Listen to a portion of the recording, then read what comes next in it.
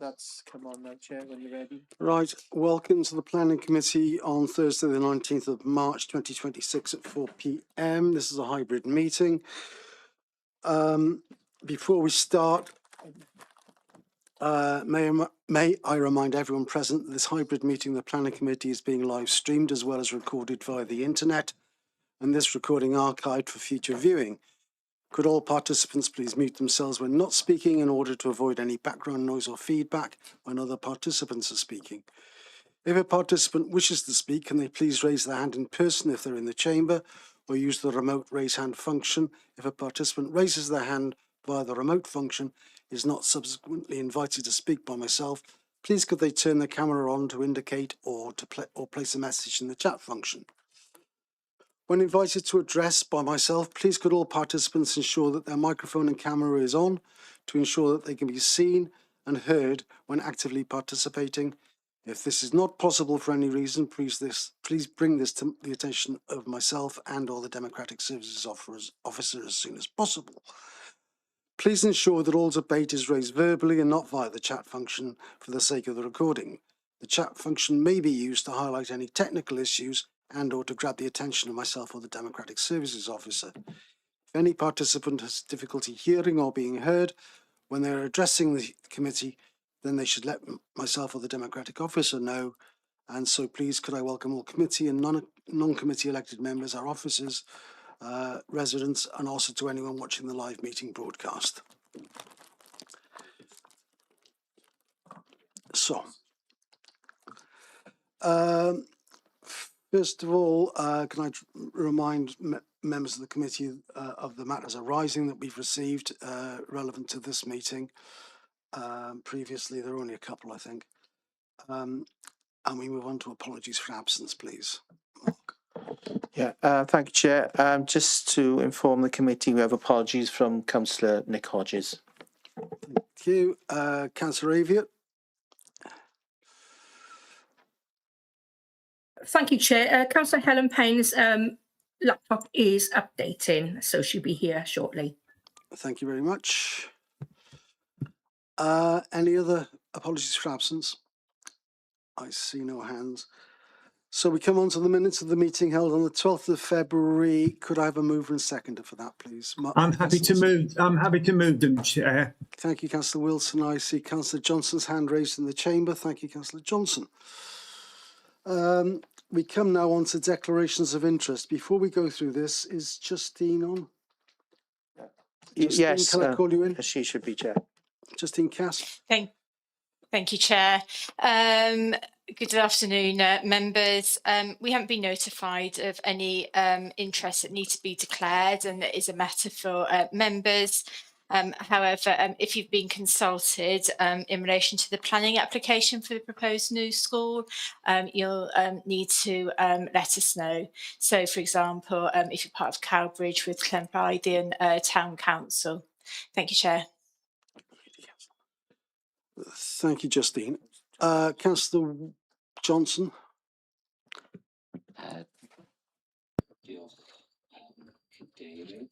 Thank you, Chair. Just provide everybody with a moment and for everybody in the chamber to put on their headsets. Hopefully that will be working for everybody. Thank you, Chair. I just wanted to note that I've made a number of comments in relation to this school in the past and questions in the chamber, but in considering the planning matters which are before us this afternoon, I'm going to keep an open mind. Thank you. Thank you, Councillor Johnson. Councillor Wilson, you have your hand up.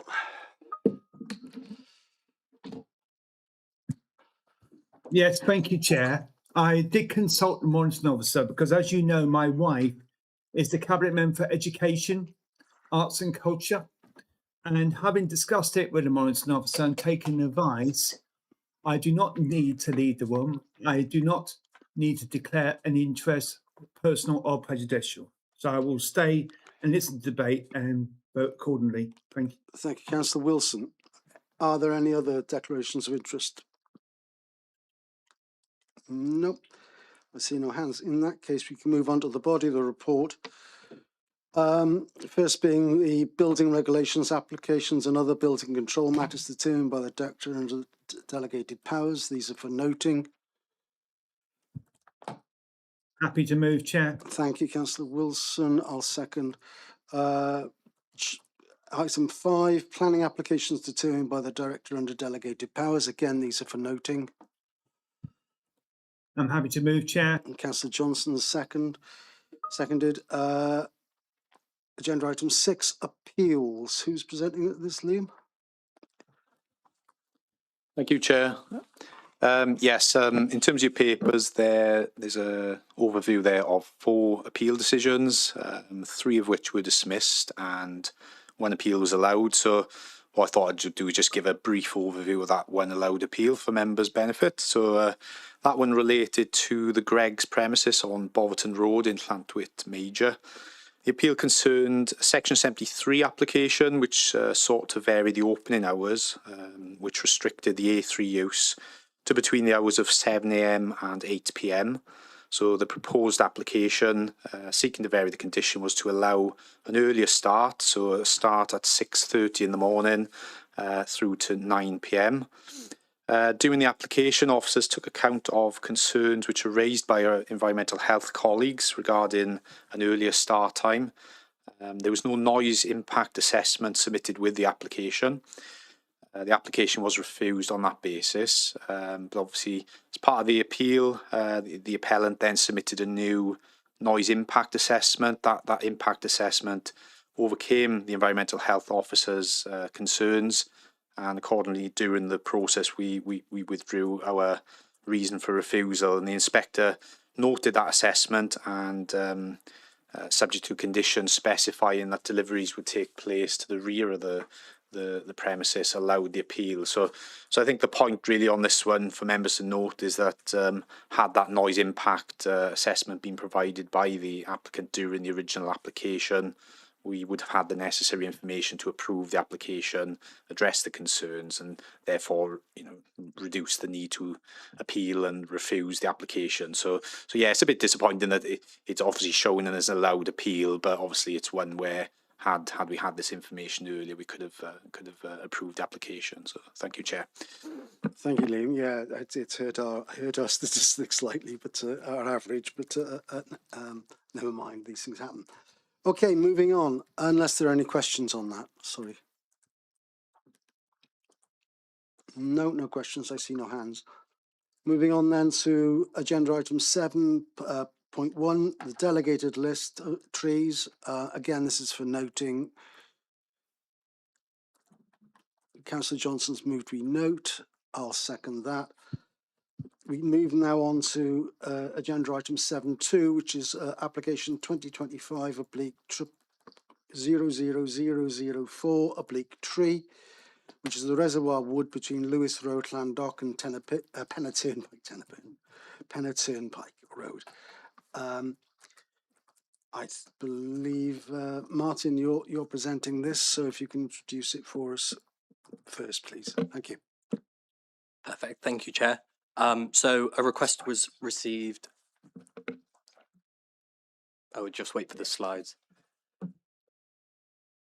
So a request was received by the council from a resident of Llandock to consider the land known as Reservoir Wood for a tree preservation order, following the submission of part of the woodland as a candidate site for the RLDP. Whilst the candidate site allocation was not moved forward, the request for a tree preservation order has nonetheless been considered. So the site is located to the north of Llandock Hospital and is situated between Penna Turnpike to the west and Llandock playing fields to the east. The woodland is adjacent to the settlement boundary of Llandock and forms part of the boundary between the Curta Alla Basin Special Landscape Area and the urban form of Llandock as identified in the adopted local development plan. As well as providing a visual barrier between the rural character of the special landscape area and the urban character of Llandock, the woodland has also been identified as a site of importance for nature conservation and as a section of restored ancient woodland. And then on the next slide, you can see some of the views of the woodland from the public rights of way which run through the land. So following a request, a site visit was carried out by myself and the council's arboriculture manager, following which it was concluded that due to the accessibility and amenity value of the woodland, its contribution to the character of the special landscape area and role as a visual barrier, the visibility of the woodland from a wide range of publicly accessible areas, and its healthy status as a naturally regenerative woodland, a tree preservation order would be appropriate. On this basis, Tree Preservation Order number 4 of 2025 was served on the relevant landowners on the 23rd of December 2025. If you just go to the next slide. And following the serving of the notice, 15 letters of support were received by the council during the 28-day consultation period, which raised the importance of the woodland as an amenity area and natural space for residents, the value of the woodland to the public realm and setting of Llandoch, and the importance of the woodland as natural habitat as reasons to serve the preservation order. However, one letter of objection was also received from a relevant landowner, which raised several points, but none of which were considered to sufficiently justify the overriding of the TPO. Therefore, it is recommended that the TPO is confirmed without modification. Thank you, Martin. We have one member who's not a member of the committee who wishes to speak. Councillor Carroll, you a local member. You have, I believe, 5 minutes. Yes, thank you very much, Mr. Chairman, and thank you for calling me to speak. I make these representations in my capacity as the ward member representing Llandoch on behalf of the community, the majority of whom, in fact, all of whom I have spoken to, are strongly supportive of the proposed tree preservation order. As Martin referred to in his presentation, the area comprises natural woodland. It forms a natural barrier separating the village of Llandoch with the Quarter Allen Basin. It therefore also provides a sufficient separation between the communities of Llandoch and Mickleston, the Pit and Leckwith as they currently stand. I shan't dwell too much on the report given the limited time and the fact that it's already been presented, but I would like to emphasise that, in my opinion, this clearly demonstrates why a tree preservation order should be granted. As Martin referred, the site is identified as a site of importance for nature conservation within the Vale of Glamorgan adopted local development plan. Upon inspection of the site, the council's arboricultural manager identified a range of trees including oak, sycamore, poplar, ash, alder, hawthorn and elm. And the report makes clear that the TPO is justified due to visual amenity, public benefit, biodiversity, structural and age diversity, and ecological value among the many benefits that would bring. Martin also referred in his presentation to the replacement local development plan and the fact that the site was submitted as a candidate site. Obviously, that was rejected for further consideration, but as the report makes clear, the site is still considered at risk from development in future.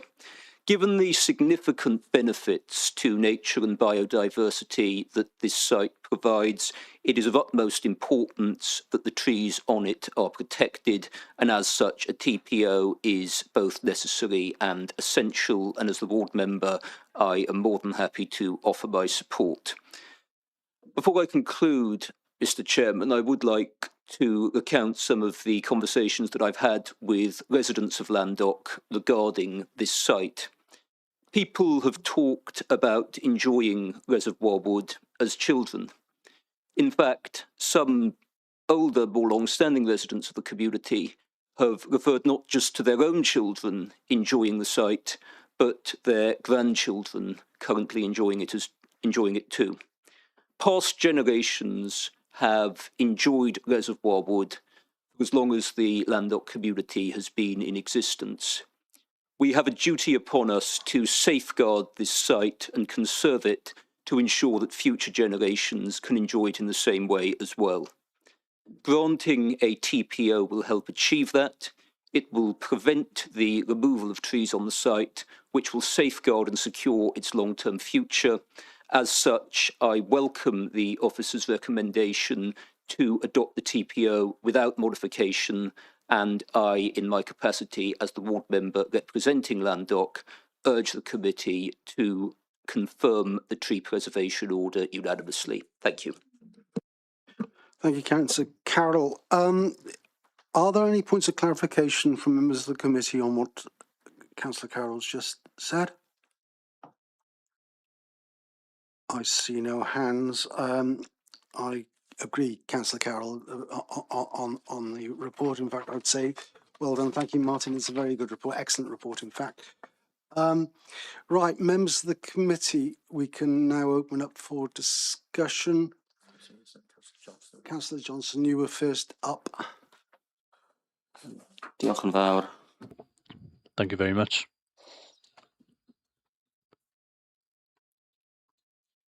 Chair's just going to wear the headsets. Thank you to officers for the report. There's no doubt that this should be in place for the Landock Ancient Tree Reserve. The comments are noted from Councillor Chris Franks, who represents Dinas Powys, which is the area to the west of the woodlands, which is supportive and has been included in this report. It's also noted that there is objection, but I'm content and happy with the report which is before us this evening, and I'm happy to move the proposal that we keep the DPO for the woodlands. Thank you. Thank you, Councillor Johnson. Councillor Wilson, you have your hand up.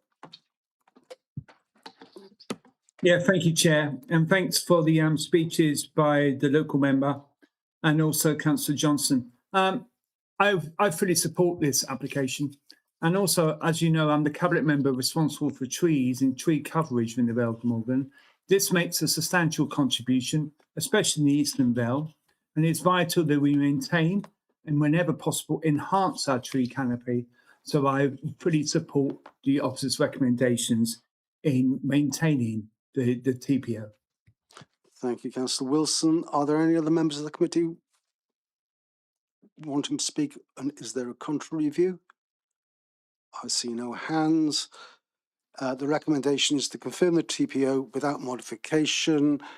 I assume, if I see no hands, that we are all in agreement with that.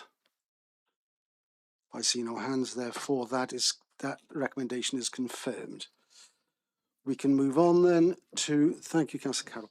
We can move on then to our planning application of this afternoon, which is the 2025/01008/RG3, which is land east of Dunraven Close, Cowbridge, which is a proposed new school, Ysgol Iolo Morgannwg.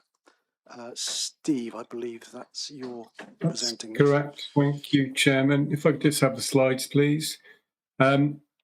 Just first thing, as the Chairman has said, we've had matters arising notes on this application with comments made from the planning agent with the submission of additional information, which has resulted in a recommendation to amend conditions 2, 4, 6, 17 and 18. Next slide, please.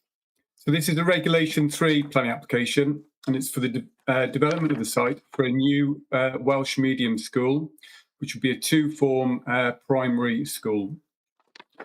The school will be a 2 full-time equivalent primary school, 420 pupils, along with a full-time equivalent nursery of 48 pupils. In terms of staffing, it's been noted that there will be 15 full-time equivalent teachers, 7 full-time equivalent teaching assistants, and 9 full-time equivalent nursery plus other support staff. So if we just go back one slide, please. So the site covers an area of 2 hectares and is located within phase 1 of the Clare Garden Village housing development, which has been delivered by Taylor Wimpey, which is located on the western end of Cowbridge, accessed off Lantwick Major Road.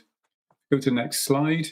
The site is accessible from a series of residential roads that have been delivered as part of the residential development, with direct access from Dunraven Close, where the access junction into the site has already been constructed. Dunraven Close connects to Lantwick Major Road, which itself provides direct access to Cambridge Town Centre. So the northern edge of the site is abutted by dwellings and flats located on Clisson Close, and to the east, the site boundary is formed by the rear gardens of the dwellings in Darren Close.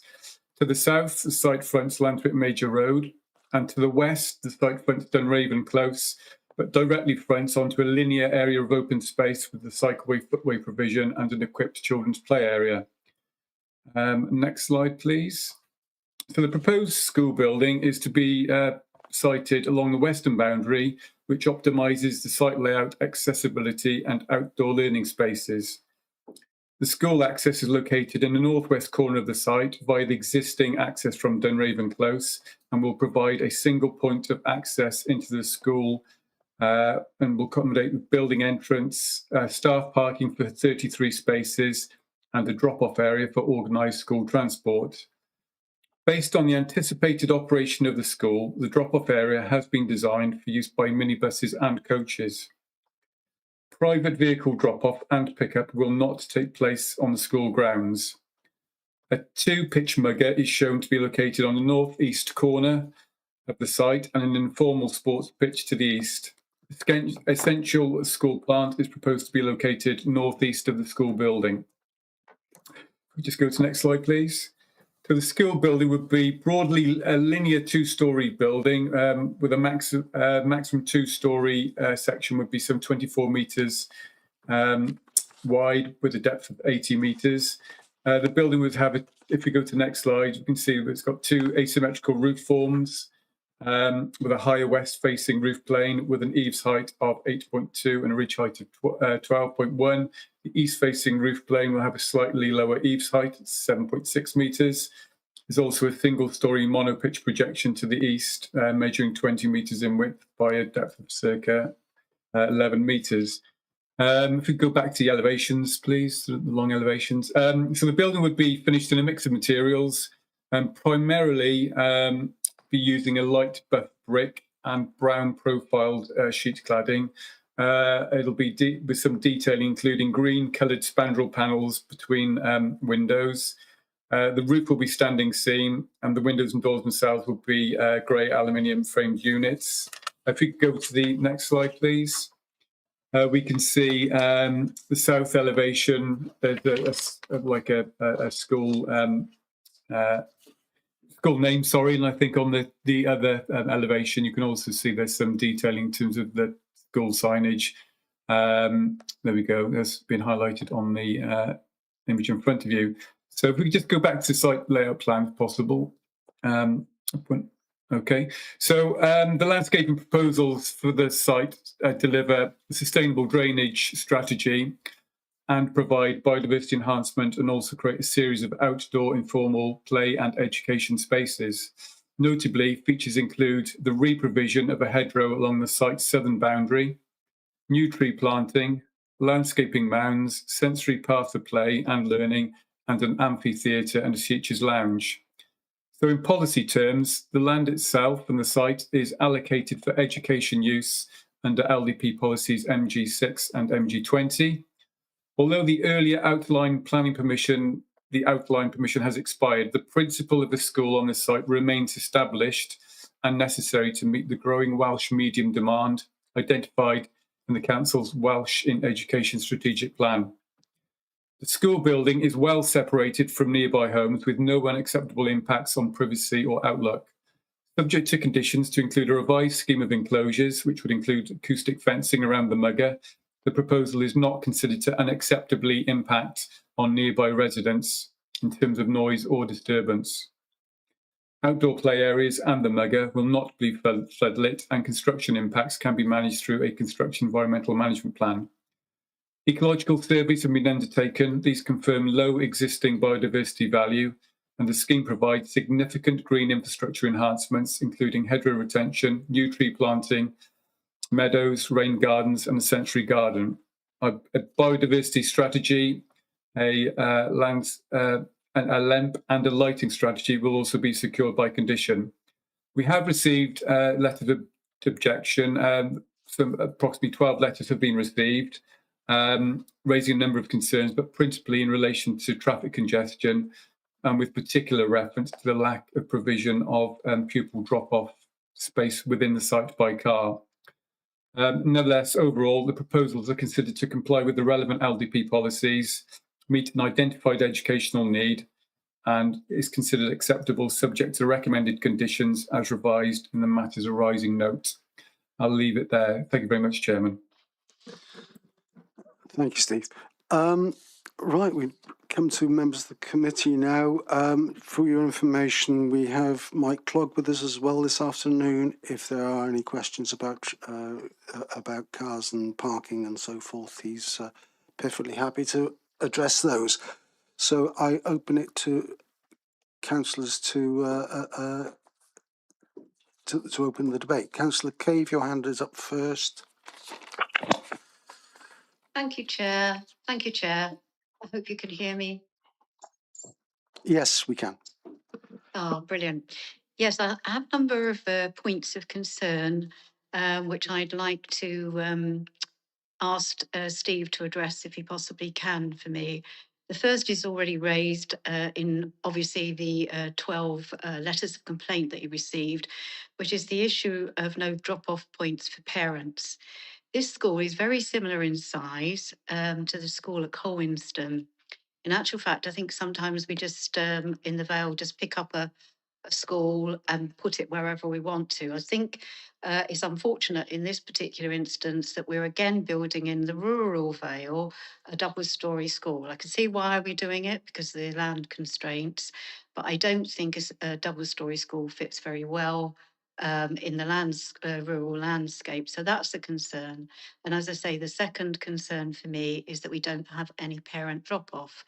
As Michael Clogg will understand, the entrance to this school is at the start of a hill, and traffic going up and down that hill will have limited visibility for the entrance of this school.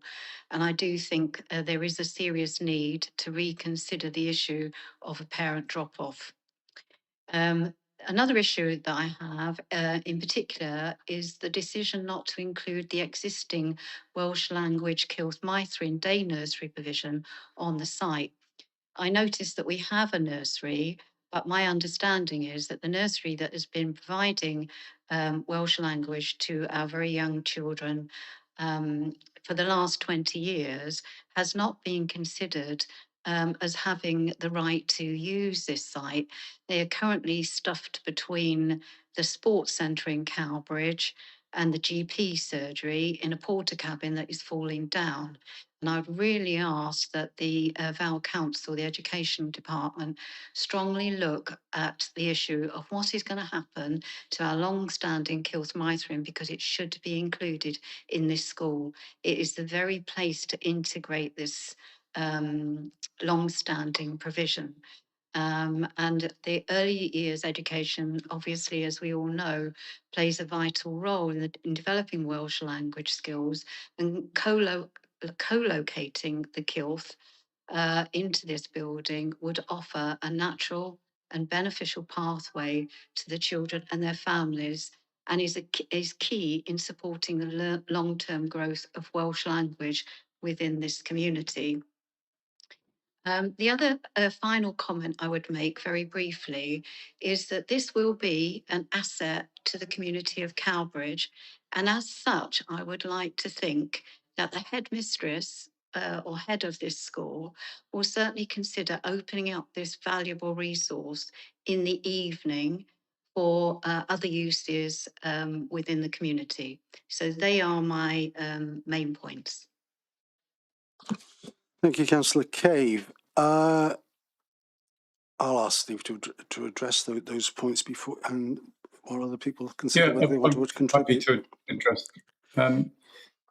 So just on the first issue in relation to parent drop-off. So obviously this is a theme that's kind of been evolving from sort of pre-application discussions before the application came in. So we speaking to the Education Department this morning, actually, I don't believe there are any schools in the Vale that actually allow parents to drop off within the school site. So it's a case of this scheme was developed with a view of not allowing parents to drop off within the site for sort of child safety and safeguarding, etc., etc. So yeah, I think as the report says, the realities are that there will be a number of children that will be dropped off by cars, but the way of tackling it is set out in the report. Really, it's approached from different angles where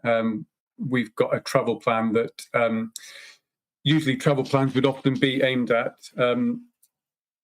perhaps at staff and teachers, etc. But in this case, the travel plan is extended to encouraging parents to access the site in more sustainable modes. So obviously, we are aware that being a Welsh medium, if we could have the slide up, we've got a plan that shows the catchment. I think it's the last slide or last but one slide. The school does have quite a large catchment, and the catchment hasn't changed because effectively this is seen as a replacement school of the existing. So that's the catchment, that hasn't changed. That shows the dots show the dispersal of the existing pupils. Obviously, when the new school is built, if planning permission is granted, the existing cohort will move to the new school. And from that point onward, then the school will kind of fill up gradually, effectively, through the school years. So we can't actually say where the new pupils will come from, but based on what you've got there, you've got some pupils coming from Bridgend, some I think coming from RCT. There are quite a number that are within Cowbridge. Equally, when you provide a new school, a brand new school in quite a good strategic location, you often attract new people to that school, whereas before they perhaps wouldn't have been interested in the existing school. But inevitably there will be a significant number of cars that will be accessing the site.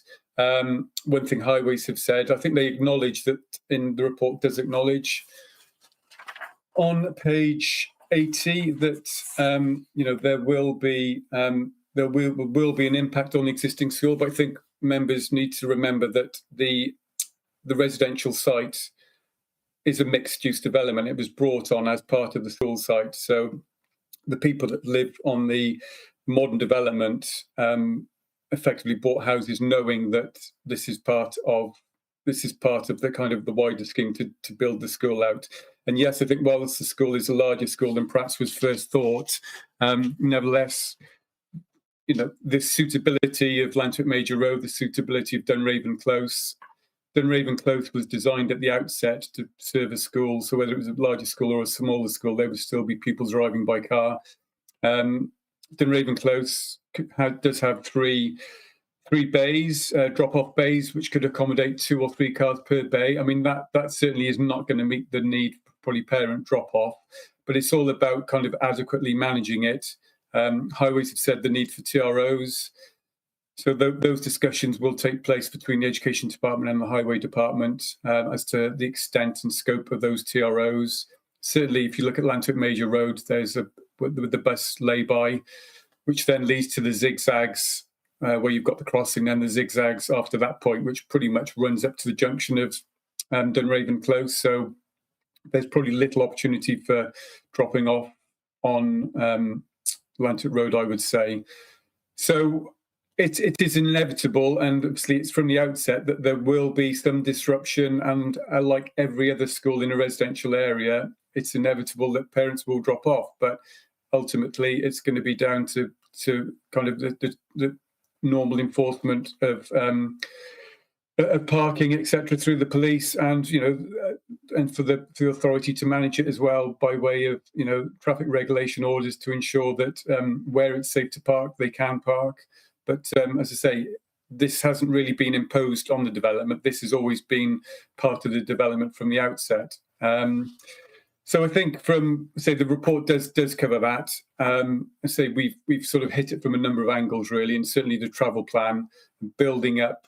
I think another thing to say is because it's Welsh medium, and the catchment's going to be larger. Any pupils that are, I believe currently it's further than 2 miles away, will be they can have school transport via a bus. So anyone further away would be arriving by bus, and obviously there will be a bus drop-off within the site.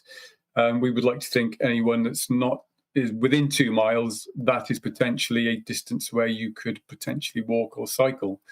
So really, you shouldn't really have too many people dropping off where they don't have a viable option of possibly using school transport. But again, it's something that does need to be managed. It's not certainly a perfect situation. We've known about it. The highway engineer knows about it, but it's about it being sort of properly managed. Just on the design issue on the 2-storey, actually the report does go into design. Whilst yes, I accept it's two-storey, and obviously, even though it's 2-storey, the height of it is some way above the height of the 2-storey dwellings around it. But as the report says, when you look at the site from Lantwick Major Road, even from the north, from the A48, and from sort of heritage viewpoints, you will see it as a school, but no less it is a school. It's be viewed very much as part and within the settlement, so we don't feel it would have any unacceptable impacts on the countryside.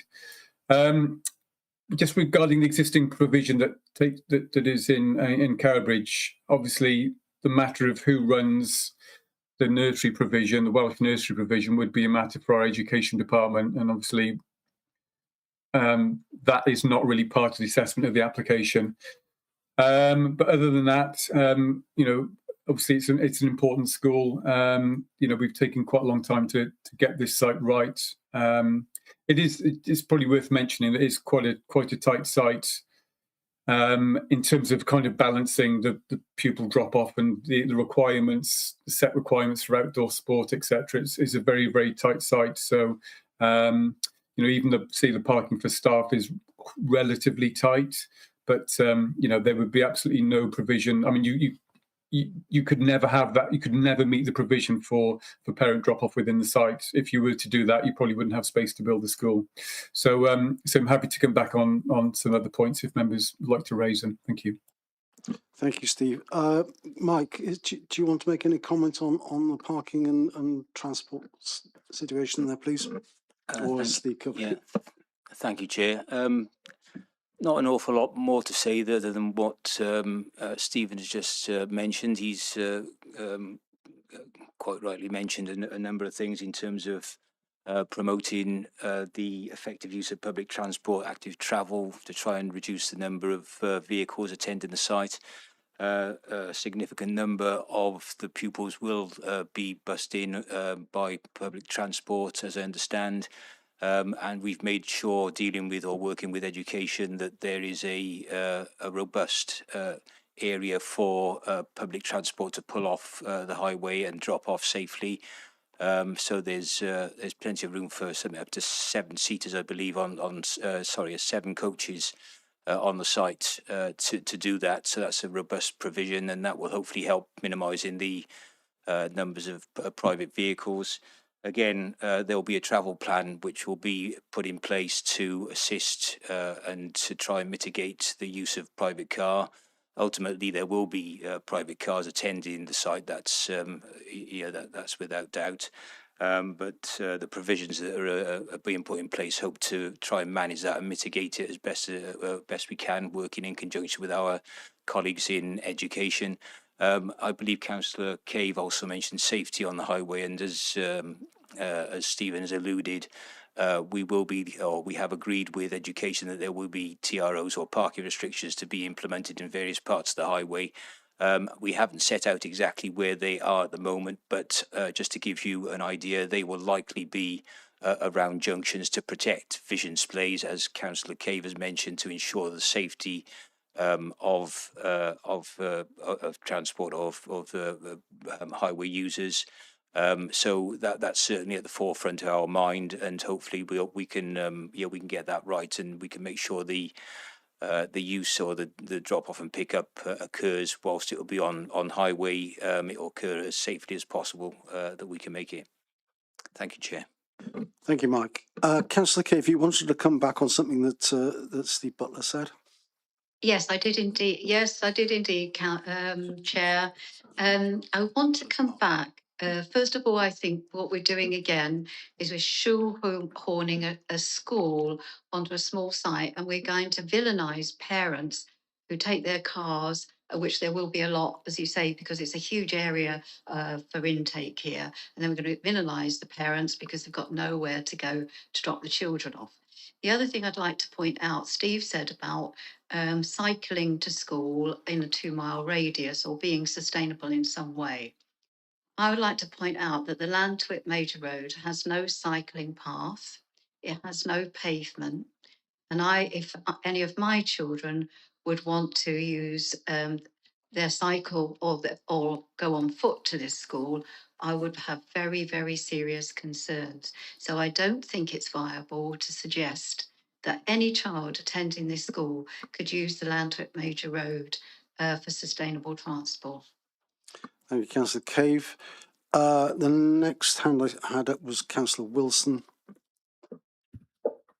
Yeah, thank you very much, Chair, and thanks very much. I'm very interested in Councillor Kay's points about making the school a good community hub. I totally agree with that. I think all our schools should be community hubs, and I support that. And that makes the school more viable as well, not just in terms of finances, but in terms of being the centre of the population. And I think that's really important. The school should be like that. The second point I'd like to raise is obviously, as Steve Butler rightly said, you know, this school development is very much part of the actual development of the area, and it's an integral part of it. And really, as also said by, you know, consultant education colleagues, there's no school I know of that there is a drop-off point for parents. And I think, you know, we are making sure that obviously parents far away is safer for everyone concerned. It'd be also good if they team up with other parents to get to the school if they want to use a private car. But nevertheless, you know, I feel given the balance, I fully support the officer's recommendations. And I'd like to move it. Thank you. Thank you, Councillor Wilson. Councillor Johnson, you have your hand up. Diolch yn fawr. Thank you very much, Chair. As a number have already said, this site was earmarked for a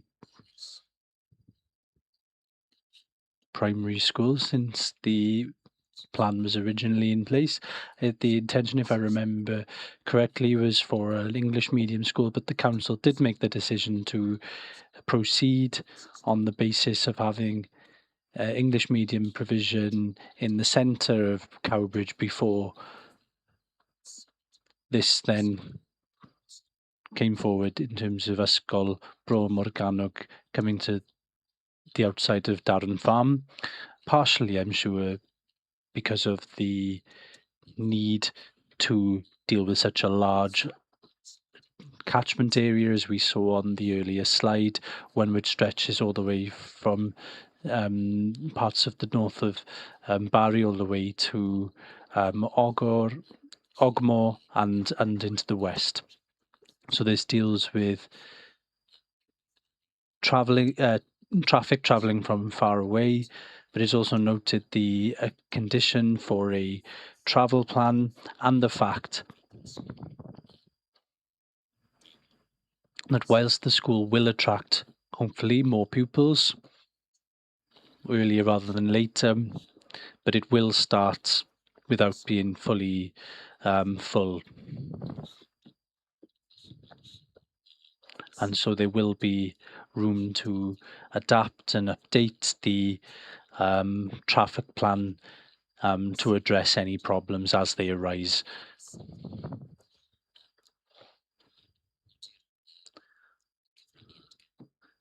The contribution from Councillor Cave is noted. It's sad that there's no councillor from Cowbridge, who's a member of the committee, who has always been able to come to speak to us to talk about any locally based concerns. Just a couple of things to note. So one thing that Councillor Cave and Councillor Wilson have spoke about is the school opening after school hours for the public, but it's also noted that there won't be any MUGA, and there will be, if I remember, there will be use of the site after 7 o'clock at night. We also haven't spoken or heard so much from the officers how close the MUGA will be and any way in which sound can be prevented from impacting neighbours. But essentially, this site was allocated for a school. A school will be on the site, and any problems arising as a result of the school site, the school itself and the education department will address as it opens. So if the officer could respond to the concerns in relation to the conditions and how we prevent noise concerns from impacting neighbours, I'd be happy to second this proposal.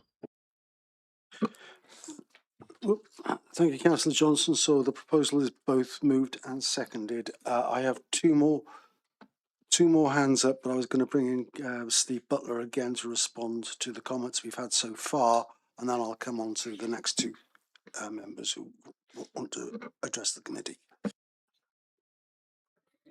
Yeah, thanks, Chairman. Yeah, just further to Councillor Johnson's comment in relation to noise. The report on page 82 does assess the impact of the development, both from the visual side and overlooking from the school, but more so it goes into quite a lot of detail in relation to noise. So particularly page 84 of the report shows an extract of the MUGA. So the enclosures plan, I don't know whether I don't think we've got it. If we could just put the site plan up, possibly. So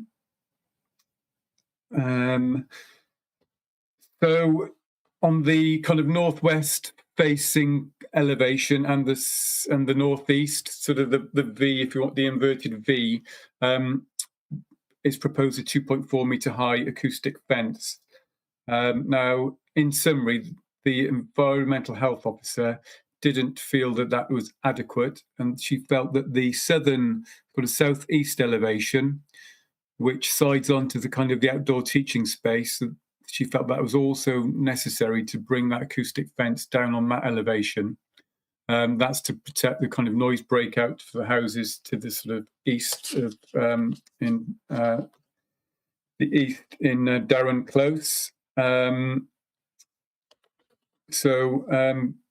I'll just say, so the pollution control officer has advised that following re-evaluation that a number of gardens, which are shown in yellow, now the yellow is page 85, there's a noise breakout plan. So the property shown in yellow, whilst it would be in the serious noise category, it does not exceed above 55 dBA. The pollution control officer advised that the acoustic barrier should be extended, as I've said, to the southern boundary, thereby shielding the gardens and the rear facades of Darren Close, as well as the informal play area to the south. In addition, with regards to the acoustic fence to the MUGA, it's noted that the boundary treatment plan details the fencing to two sides, to the north and east, which is specified at a height of 2.8, although this differs from that shown in the noise impact assessment at 2.4. But nevertheless, given the higher 2.8 metre high acoustic fence would result in additional noise mitigation over that model at 2.4, it's considered appropriate to secure the fencing around the MUGA at the 2.4. Moreover, there's a requirement as well for the rebound panels, which are all around all four sides of the MUGA, to be in a shock absorbing material. Obviously, the constant sound of balls being hit against the sort of lower panels could obviously generate quite a lot of noise. So to kind of round all that up, there's conditions. Then we've got a condition on a revised scheme of enclosures, which will address effectively what's been proposed. You've got the you've got the mugger enclosure, which would be the netting, and then you've got the rebound panels. But just outside of that, about a metre would be the acoustic fencing. Now, that seems pointless having a acoustic fencing a metre away. So the whole idea is now to bring it all into a single means of enclosure around the mugger, which would be much neater and actually bring the acoustic fencing sort of tighter around the mugger. In addition to that, there's also a request for a kind of noise management plan, which is referred to under condition 7. That's in relation to kind of how kind of voices can be. It's quite a difficult one, how voices and spectator noise can be kept to a minimum. Just on the point that Councillor Johnson and Councillor Cave have also raised. So as part of the application submission, we've been advised that basically the mugger won't be used by any other parties other than the school. For example, it won't be rented out on weekends, etc. I mean, whilst ordinarily sharing sort of community facilities is something from a planning point of view we would support, nevertheless, ultimately this is down to the management of the school. So condition 11 states that the mugger cannot be used by third parties or used after 7 o'clock on any school day. As I said, again, the condition 12 talks about the need for a noise management plan, again, to demonstrate how noise will be mitigated. So we feel that with the condition 11, condition 12, and also revision to the enclosures with the additional acoustic fencing, that that will mitigate the impact to a level that wouldn't significantly impact on neighbouring amenity. Obviously, there's always going to be the noise of school and people playing outside, but obviously a mugger is quite an intensive used area. For example, there are no issues with the general outdoor sports pitch. It's just generally the noise you get from muggers, particularly it's the rebound of balls, which is a particular noise generator. I think I've covered most of the issues, but I'm happy to come back if not. Thank you. Thank you, Steve. The next hand I have up is Councillor Payne. Thank you, Chair. I was going to second the proposal and support officer's recommendation. I live by a school, Caddixton Primary School, and I don't have any issues with it whatsoever. A bit disappointed that it's not for community use, really, because that would be an ideal place for young people to occupy themselves in the early evenings. Usually, as the light goes, young people tend to go anyway. So, but I support it. Thank you. Thank you. Thank you, Helen. Next hand I have up is Councillor Charles. Yes, thank you, Chair. Yes, I appreciate there is a great need for schools, and I'm not against this school. But as Councillor Cave pointed out, there is no road with cycle path on it or even a walking path. It's quite a lot for children to walk. And I think this is extremely dangerous. And I really believe that this is an accident waiting to happen. Now, Bro Maganwg in Barry has a drop-off, which is used very regularly. I've used it myself. So I think that some serious thought, because of the danger that some pupils may encounter or will encounter, actually, that this area of the plans should be seriously looked at. Thank you for your time. Thank you, Councillor Charles. Councillor Perry, you have your hand up.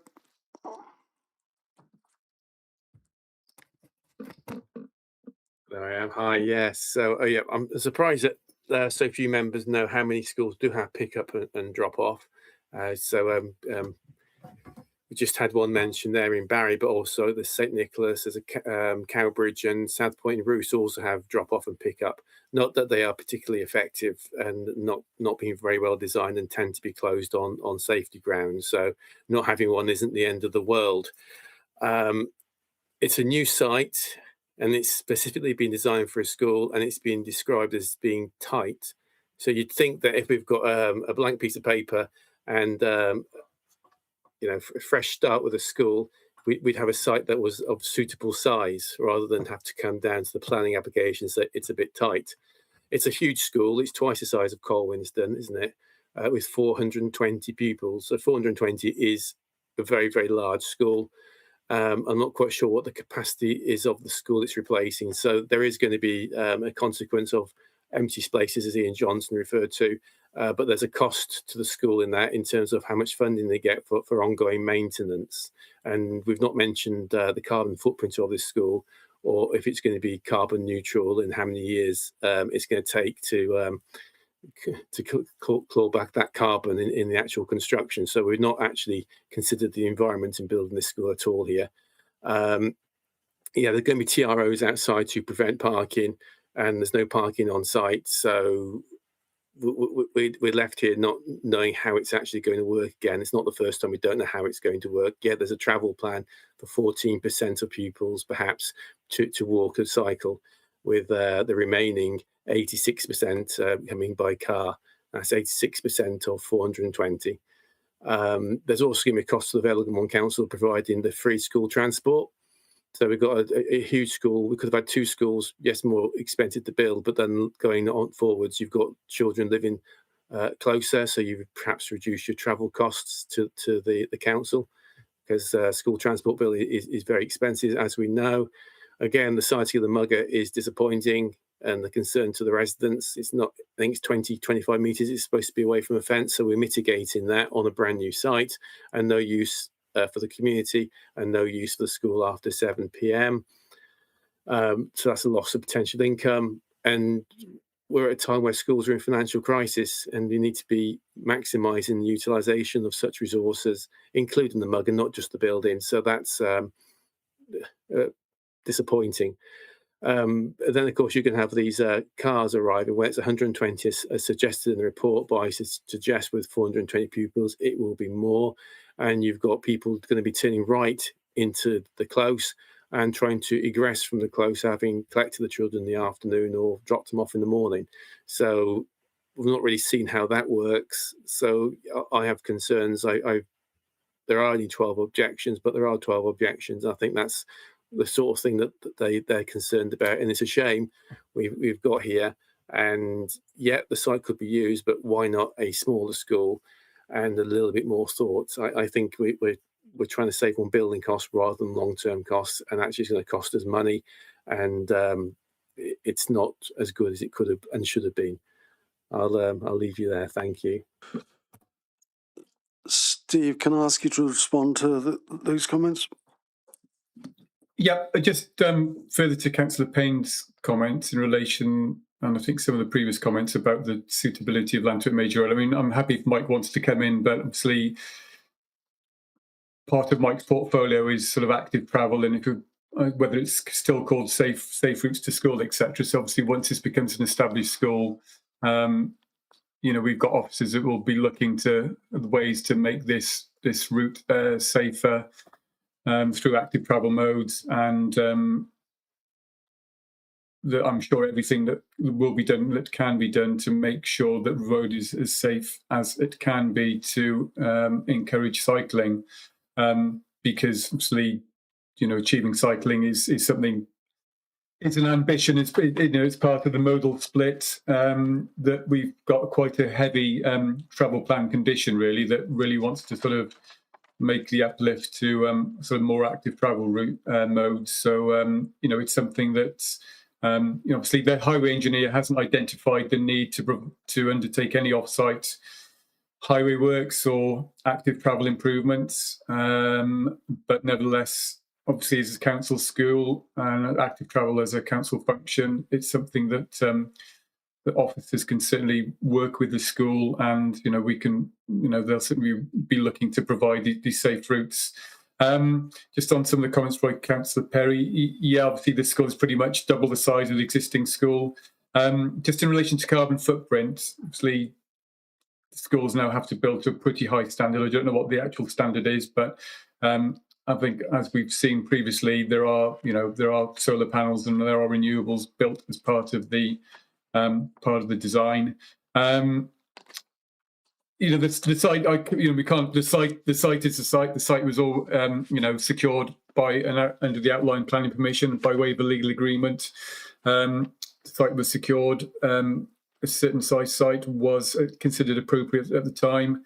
Nevertheless, obviously, education have decided to progress forward with with a Welsh medium school now at 420 pupils maximum.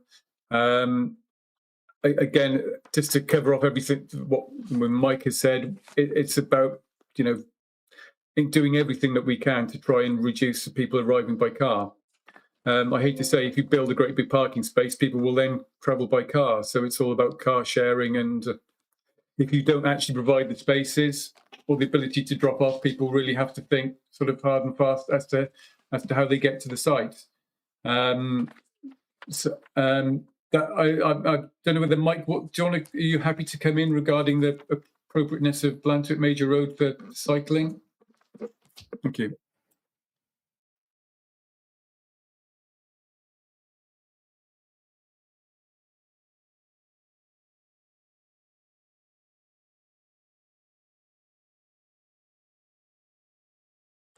If you bear with us a moment, Yeah, bear with us, Chair. Mike's mic isn't isn't functioning. Try the next one. Try the next one.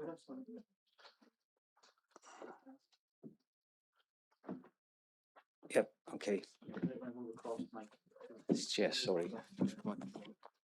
Yep. Yes. Lost my track a little bit there. Yes, Llantwit Major Road.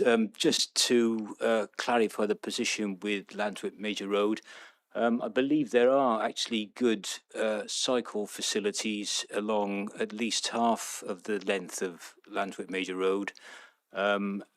There are also aspirations to extend those cycle facilities along the rest of Llantwit Major Road. Unfortunately, funding isn't available for that at the moment, but I'm sure that we will be pushing that and trying to promote that in future years. So that is something that we'll be looking to move forward with.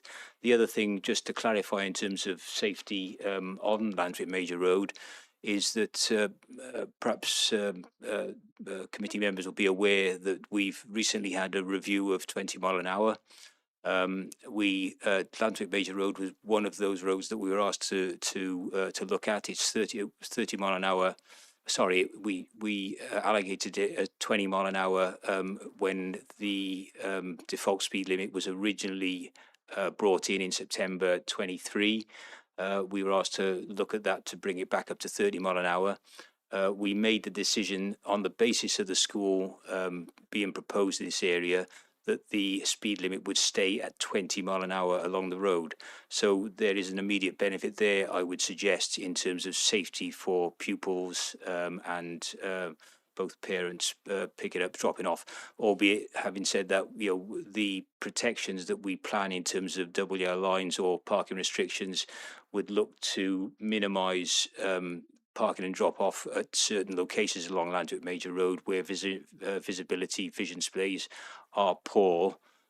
So we do feel that there is opportunity for active travel. We feel that the road being 20 mile an hour brings a number of safety benefits.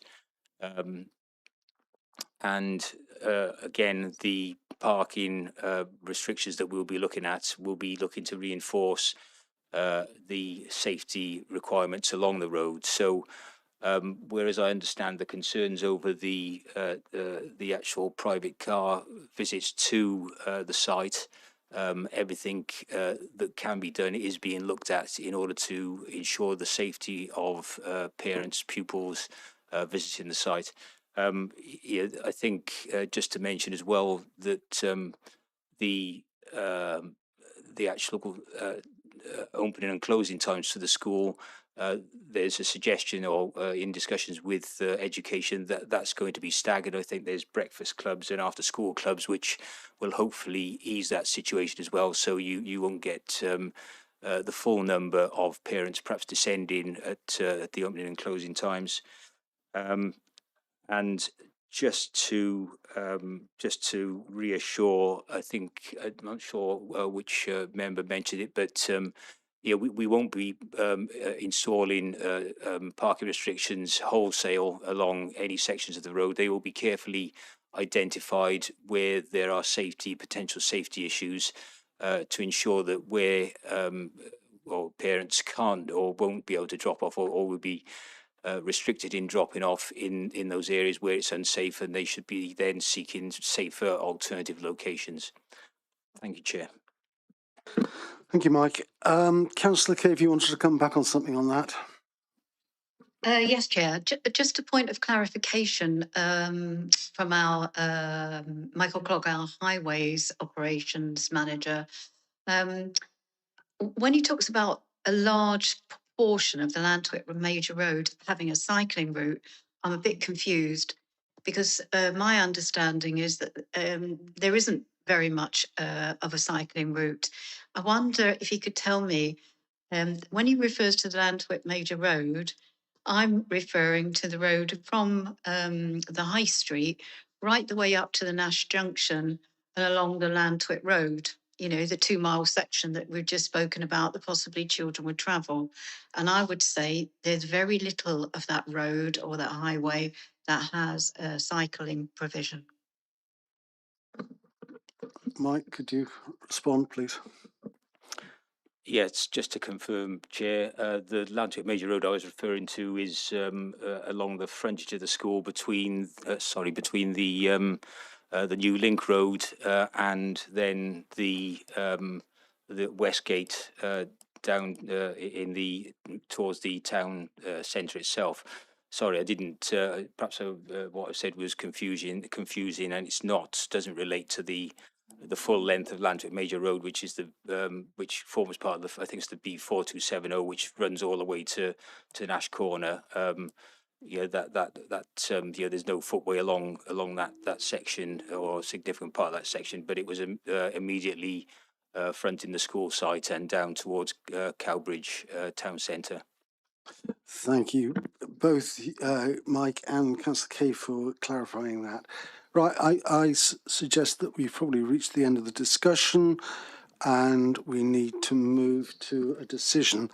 I sense that there are at least some members who are unhappy with this, so can we please go to a vote? Recorded vote has been requested, so can we please go to a recorded vote?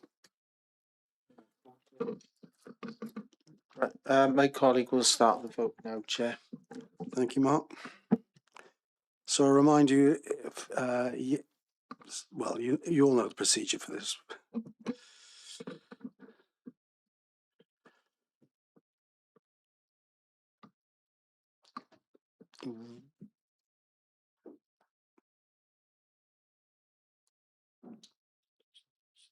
We still have one person who has not yet voted.